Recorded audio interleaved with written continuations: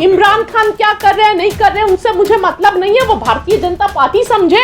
हमें इमरान खान से क्या मतलब है, हमें तो अपने देश के हालात को हम समझते हैं, इमरान खान क्या समझेंगे। ये जो सत्ता में बैठे लोग हैं उनके लिए अच्छा है कि उनका वोट बढ़ेगा इमरान खान का नाम लेने से, पाकिस्तान का नाम लेने से, लेकिन हमें इमरान खान और पाकिस्तान से क्या लेना देना है। ताजमहल, उसके बाद से लाल किला, ये तो लगातार चल ही रहा है, कुतुब मीनार तक बात आ गई, यानी हमारी पहचान को और हमारे अस्तित्व को अब कहां से मिटाएंगे। और एक बात ये समझ ले कि अब और हिजरत नहीं होगी, एक हिजरत 1947 में हो चुकी है, अब हम मरेंगे भी इसी मिट्टी में और जिएंगे भी इसी मिट्टी में, चाहे खुले हवा में सांस ले या हमें हमारे सांसों को, हमारे आवाज को गले के अंदर घोट दिया जाए। अगर इसका परिणाम कुछ भी इतना ज्यादा बढ़ाकर और फिर 5 रुपए कम कर लेते हैं तो इसमें कौन सी वाहवाही की बात है। आजम खान का गुनाह क्या था, सिर्फ इसलिए कि वो मुसलमान थे। बस ये बोलना चाहती हूँ कि अब भी समय है, जाग जाइए, आंखों से पट्टी हटा लीजिए, क्योंकि श्रीलंका हमारे सामने मिसाल है। अल्लाह न करे कि हमारे देश का श्रीलंका जैसा हाल हो। इस तरीके से ज्ञानवापी मस्जिद में ये दावा किया गया, शिवलिंग मिला है।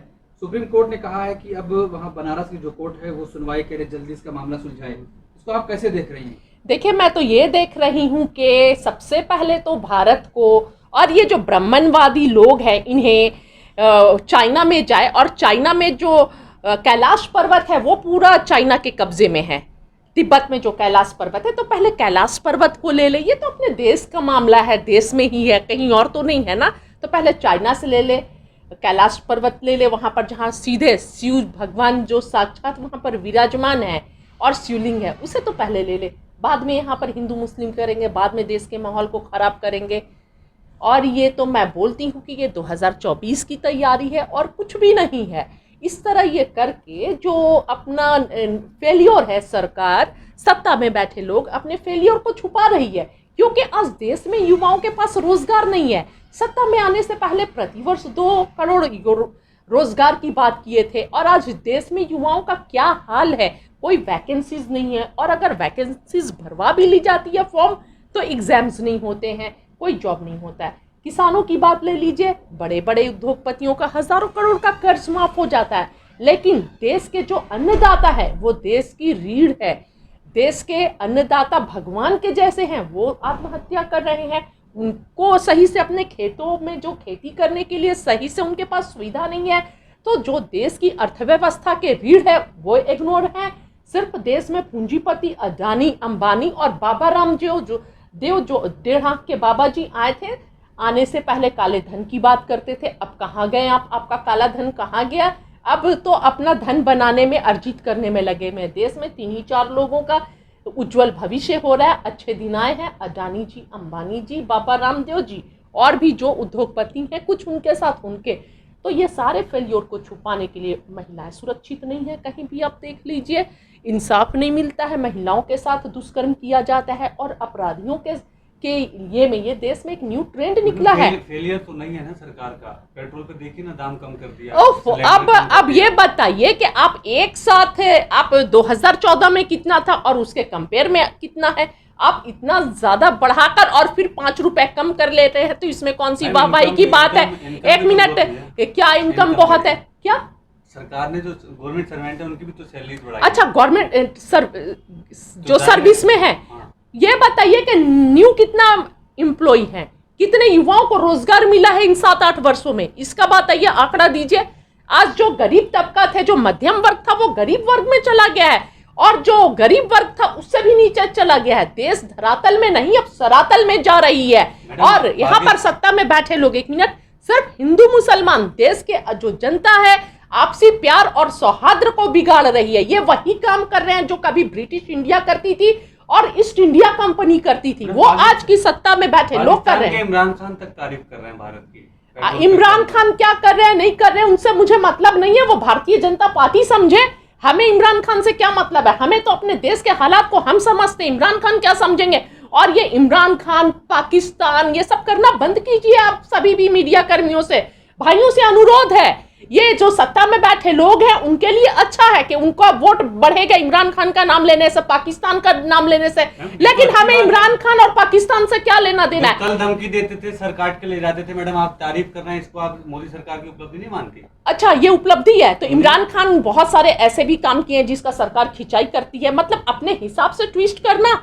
जब कोई और तारीफ कर दे, अगर नवजोत सिंह सिद्धू करतारपुर कॉरिडोर खुलवा देते हैं तो उस टाइम शिकायत होती है, और कभी इमरान खान अच्छे हो जाते हैं। जब सरकार एक ही व्यक्ति के दो बातों को कभी हल्के में लिया जाता है, कभी बहुत भारी वजन में लिया जाता है, ये कौन सी पॉलिटिक्स है पहले ये बताइए। या तो पहले आप ये डिसाइड कर लीजिए कि भारत के बारे में इमरान खान जो बोलते हैं उसी को पूरा देश मान्यता देगा, वही इंपॉर्टेंस रखता है, या फिर जो नहीं जो ये है, ये पहले सोचना होगा कि क्या इंपॉर्टेंस रखता है वही व्यक्ति जिसकी बातें कभी बहुत चुभती हैं और वही व्यक्ति के बातों का सराहना किया जाता है। तो मैम मतलब चित्त भी आपकी और पट भी आपका, ऐसा नहीं होता है, ऐसा नहीं चलता है। ज्ञानवापी मामले में जो भी लोग जो है उसमें अगर कमेंट करते हैं या कोई अपनी राय देते हैं किसी तरह का, तो उनको अरेस्ट कर लिया जाता है। इन चीजों को आप किस तरह देखती है? यानी कि अपनी बात भी ना रखें, आवाज भी ना उठाएं लोग। नहीं, वो तो हम बता ही रहे हैं ना कि लोकतंत्र का हत्या हो चुका है। प्रोफेसर रतन लाल जो ड्यू के यूनिवर्सिटी के जो पता है, टीचर है, पता है, उनके साथ भी यही हुआ कि परसों को अरेस्ट कर लिया गया। कल बहुत दुख वाली बात है, बहुत अफसोस है, इस बात का खेद है कि प्रोफेसर रतन लाल जैसे व्यक्तियों की आवाज को दबाने की कोशिश की जा रही है। और ये तो 5-6 सालों से लगातार चल रहा है कि कोई मीडिया वाला अगर सच दिखाने लगता है तो उसकी आवाज को दबाई जाती है। जैसे प्रोफेसर रतन लाल तो जो दलित की आवाज थे, जो दलित व्यक्ति हैं, उनके आवाज को दबाया जा रहा है। और इससे पहले जब किसान आंदोलन चल रहा था तो जो भी पत्रकार सच को सामने दिखाता था उन पत्रकार भाइयों पे आवाज को दबाया जाता है, उन पर गलत तरह से FIR की जाती है, जेल में भेज दिया जाता है। हो सकता है आज मैं निष्पक्ष रूप से निडर होकर अपनी आवाज को रख रही हूँ, कल ना रख सकूं, कल मेरे साथ भी कुछ दुर्घटना हो जाए, मेरे घर भी ED का छापा पड़ जाए, मेरे साथ भी मुझे भी किसी केस में फंसा दिया जाए। आप अगर रतन लाल ने तो आस्था को ठेस पहुंचाई है दूसरे धर्म की, उन्होंने शिवलिंग का मजाक उड़ाया। कैसे मजाक उड़ाया था? उन्होंने जो शब्द यूज करे हैं आपने सुने वो शिवलिंग के बारे में? देखिए, आज बात सिर्फ प्रोफेसर रतन लाल की नहीं है या उन्होंने क्या बोला, सिर्फ ये मैटर नहीं करता है। आज देश में आप मजाक उड़ाइए आस्था का या नहीं उड़ाइए, कोई भी सत्ता में बैठे लोगों से सवाल करता है, सत्ता में बैठे हुए लोगों को आईना दिखाता है, उस पर कार्रवाई की जाती है। प्रोफेसर रतन लाल अगर कुछ बोले हैं तो वो अलग की बात है, लेकिन सत्ता में से कोई भी सवाल करता है, प्रोफेसर रतन लाल को आप हटा भी दीजिए तो किसी पर भी निष्पक्ष कार्रवाई नहीं होती है। पूरा सत्ता में बैठे लोग जो हैं अपने ताकत का इस्तेमाल अपने विपक्ष पे करते हैं। और मैं एक बात और बताऊं कि मजबूत लोकतंत्र के लिए, जो लोकतंत्र की नींव मजबूत कब रहेगी, जब सत्ता में बैठे लोगों से सवाल किया जाएगा। ये काम मीडिया का है जो देश का लोकतंत्र का चौथा स्तंभ है। और आज मीडिया जो है सिर्फ सत्ता में बैठे लोगों की गलतियों को छिपाने में लगी हुई है, देश की जनता को बरगलाने में लगी हुई है। मैं ये बताना चाहती हूँ सत्ता में बैठे लोग से और देश में जो भी गोदी मीडिया है उन गोदी मीडिया वाले से कि अब भी समय है, देश को ऐसे आप लोग दीमक के जैसे मत चाटिए, मत खत्म कीजिए।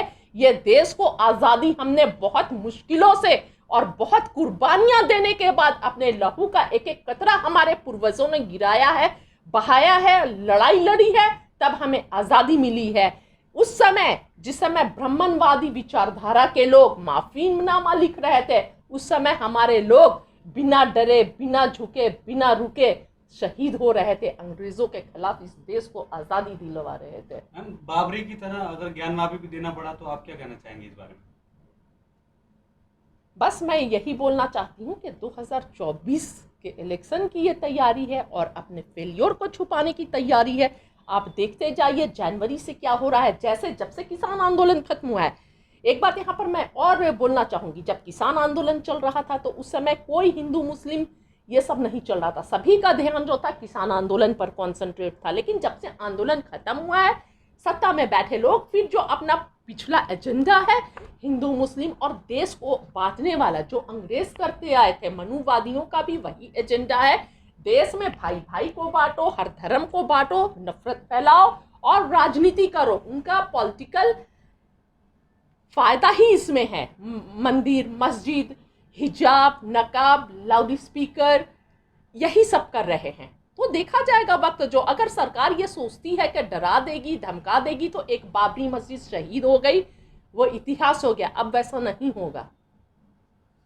नहीं, ज्ञानवापी के बाद जामा मस्जिद, फिर अलीगढ़ की मस्जिद जी, सब वो सब- लगातार और ताजमहल, उसके बाद से लाल किला, ये तो लगातार चल ही रहा है। कुतुब मीनार तक बात आ गई। यानी हमारी पहचान को और हमारे अस्तित्व को आप कहाँ कहाँ से मिटाएंगे? आप हमारी पहचान और अस्तित्व को कहाँ कहाँ से मिटाएंगे? कितना मिटाने की कोशिश कीजिएगा, कितना भी मिटाना चाहिएगा, नहीं मिटा सकते हैं। और एक बात ये समझ ले कि अब और हिजरत नहीं होगी। एक हिजरत 1947 में हो चुकी है। बहुत आंसुओं के साथ, बहुत जिल्लत के साथ एक हिजरत हमने किया है। अगर कोई समझता है कि फिर दोबारा हिजरत नहीं होने वाली है, अब हम मरेंगे भी इसी मिट्टी में और जिएंगे भी इसी मिट्टी में, चाहे खुले हवा में सांस ले या हमें हमारे सांसों को, हमारे आवाज़ को गले के अंदर घोट दिया जाए, पर हम कोशिश करेंगे आवाज़ बुलंद करने की और हर गलत के खिलाफ बोलते रहेंगे, चाहे इसका परिणाम कुछ भी हो। मैडम, आखिरी सवाल कि अगर कोर्ट ने शिवलिंग के हक में फैसला दे दिया तो फिर क्या करेंगे आप लोग? देखिए, आज तो मुझे लगता है जो देश के हालात हैं कि बहुत सारे जस्टिस भी ये बोल रहे हैं कि देश में लोकतंत्र खतरे में है। कोर्ट की तो अब ज़रूरत ही नहीं रही। कोर्ट पर भी दबाव बनाया जाता है। लगातार बड़े बड़े जो जजेस रिटायर होने के बाद इस तरह के फैसले और इस तरह का उनका स्टेटमेंट आते रहा है। इसी कोर्ट ने मैडम आजम खान को जेल से रिहाई दी। कितने दिनों बाद? 27 महीने बाद। आजम खान का, जी, कोर्ट का मैं शुक्रिया अदा करती हूँ कि 27 महीने के बाद बड़े बड़े जहाँ पर क्रिमिनल्स, बड़े बड़े पूंजीपति जो देश की सरकार का, आम जनता के टैक्स के पैसे को हड़प जा रहे हैं, खा जा रहे हैं, वो आराम से बाहर घूम रहे हैं। और आजम खान का गुनाह क्या था? सिर्फ इसलिए कि वो मुसलमान थे। और जिस तरह दलितों के आवाज़ को भी ऐसे ही कुचला जा रहा है, जो भी पिछड़ों का, ST SC OBC सभी के आवाज़ को ऐसे ही कुचला जा रहा है।